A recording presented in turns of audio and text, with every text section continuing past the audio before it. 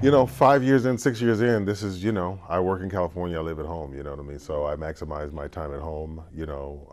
I come here, I work, I get on a plane and go back home. I don't really want to start a life out here, you know what I mean? I don't want to get involved, you know what I mean? I want to go back home and see my wife, my children, so.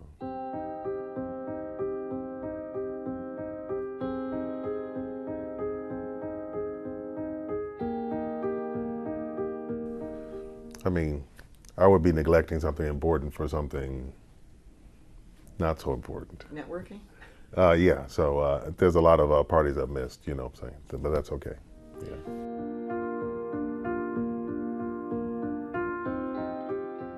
Yeah, he came around. I mean, because he realized, number one, at a certain point, you realize that your children are themselves. You know what I mean? That's their lives, and they're going to do it. So I think my father, he's a man of will. And he wanted things a certain way, and it didn't turn out that way, and so we struggled for a while. But I think he understood that number one.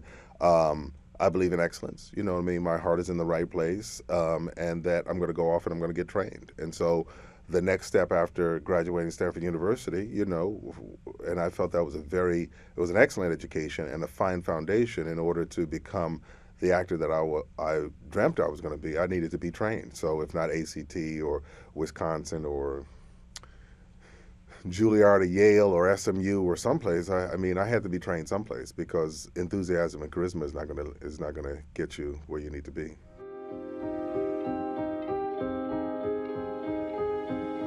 It's happened often. One of the things that I really wish more than anything else is that these shows that I love were still on the air rather than me being nominated for an Emmy, you know what I mean? Because the storytelling on most of the shows that I've been on has been superb, and it's really a question of finding the audience.